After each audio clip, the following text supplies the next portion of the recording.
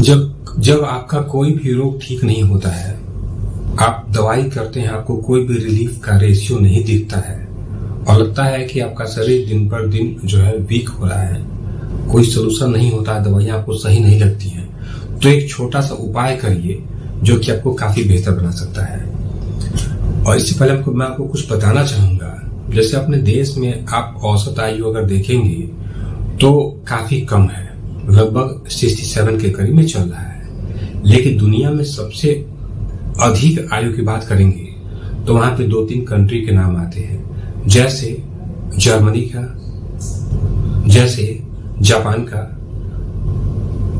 Singapore का, Italy का। अगर बात करेंगे तो यहाँ पे औसत आयु लगभग 80 वर्ष की है, यानी ओल्ड एज लोग यहाँ पे ज्यादा मिलेंगे। तो इसमें सबसे बेहतर अगर एवरेज है तो वो है जापान का। अब अगर देखें हम कि वहां का ट्रेडिशन क्या है, तो वहां का जो ट्रेडिशन है, जो खान पान है, वो लगभग अपने इंडिया के ओल्ड पैटर्न से बिल्कुल मैच करता है। हमारे यहाँ पे देखा ना, जो जानवर जिस कॉन्सेप्ट को फॉलो करते हैं नेचर को लेकर के, वही कॉन्सेप्ट सबसे बेहतर होता है, जैसा कि हमारे संहिताओं में, हमारे वेदों में लिखा हुआ है। जैसा हमारे इंडियन कल्चर में क्या बताया गया है कि जब सुबह आप उठते हैं सो करके और सूरज निकलने के ठीक 2.5 घंटे के बाद आपकी जो जठराग्नि होती है वो उसका फ्लो सबसे बेहतर होता है, यानी कि परफेक्ट जो डाइट आपकी होती है, भर पेट की जो डाइट होती है, वो आपको इस समय करना चाहिए। और दोपहर के समय में आपको इसका 50% आधा हिस्सा खाना चाहिए हमेशा दोपहर के टाइम पे। जो रात का भोजन आप लोग करते हैं, रात के भोजन को हमेशा सुबह का 25% का, ये बिल्कुल परफेक्ट पैरामीटर है। क्या होना चाहिए, तो जितने भी अनाज है, अनाज की मात्रा रात को आपको नहीं लेना होता है। सुबह के टाइम पे आप अनाज भी लीजिए, सलाद भी लीजिए, फलाहार भी कर सकते हैं, सभी कर सकते हैं। दोपहर में भी आप अनाज ले सकते हैं और सलाद वगैरह, दाल है, चावल है, सब ले सकते हैं। लेकिन रात की जो डाइट होगी आपको, वो सिर्फ वेजिटेबल की होगी। और जैसे आज ट्रेंड में है क्या, वेजिटेबल सूप। सब्जियों को आप उबाल करके खाइए, चाहे पका करके खाइए, चाहे आप उसको आग में भून करके खाइए। शर्त यह है कि वो नेचुरल फ्लेवर में होना चाहिए। हल्का सा नमक, हल्का सा जीरा धनिया, जो नॉर्मल फ्लेवरिंग होती है वो करिए, जिसमें आपको एक जायका मिले और आप इसको खाइए।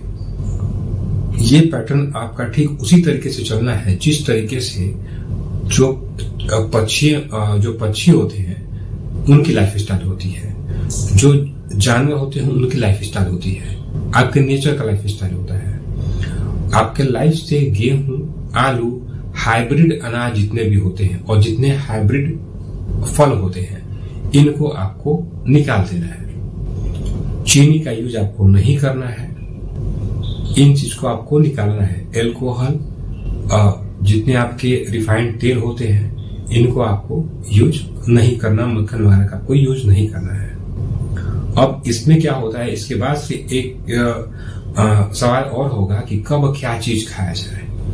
तो जितने कॉन्स्टिपेटेड फूड हैं, इनका समय सुबह चाहे दोपहर में रख सकते हैं आप। जितनी ठंडी चीजें हैं, इनका समय आप दोपहर में रखिए। और जो सॉफ्ट नेचर के चीज होते हैं, वो आप हमेशा, जो जल्दी पचने वाले होते हैं, उनको आप इवनिंग में रखेंगे।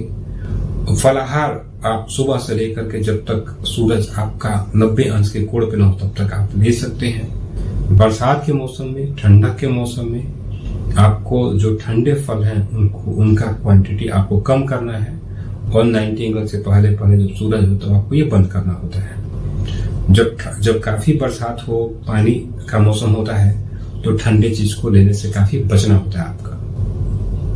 तो ये एक छोटा सा एक आपको मैंने तरीका बताया। इसके साथ साथ में आप दौड़िए, जॉगिंग, वॉकिंग, इन 2 चीज का मैं विरोध करता हूं, क्योंकि मुझे इन सब चीज से फर्क देखने को नहीं मिलता है। हाँ, अगर एज फैक्टर है तो वहां पे कर सकते हैं, लेकिन मैं आपको दौड़ाता हूं। आपको 5 किलोमीटर तक दौड़ना है। शुरू करिए 100 मीटर, 200 मीटर, 400 मीटर, 500 मीटर करते करते एक एवरेज 5 किलोमीटर तक आपको सुबह खाली पेट दौड़ना है। दौड़ करके आइए, कम से कम 15 से लेकर के 20 मिनट तक आपको योगा करना है।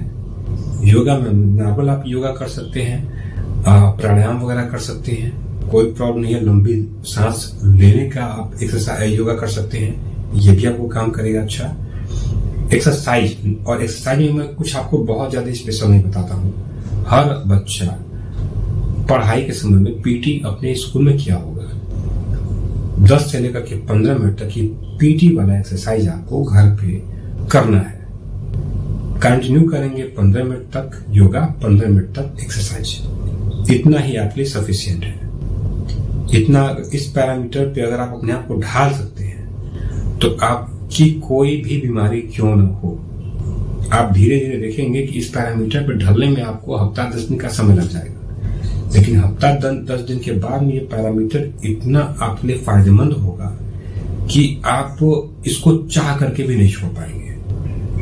जब आपका शरीर, यानी कि बोलते हैं कि जब आपका शरीर नेचर के क्लॉक के तरीके से वर्क करने लगे तो वहां पे आप नेचर की भाषा समझने लगेंगे। आपका शरीर ही बताएगा कि आपको कितना एक्सरसाइज करना है, क्या खाना है, क्या पीना है। वो आपको एक नेचर वाला टेस्ट ही आपके मन में जनरेट होना शुरू हो जाएगा। आपकी फीलिंग, आपके विचार सब पूरे बदल जाएंगे। एक बार आप करके देखें, आपको बहुत ही बेहतर अपने उन रोगों में मिलेगा जिन रोगों का आपको अब तक इलाज नहीं हो पाया है। Thank you.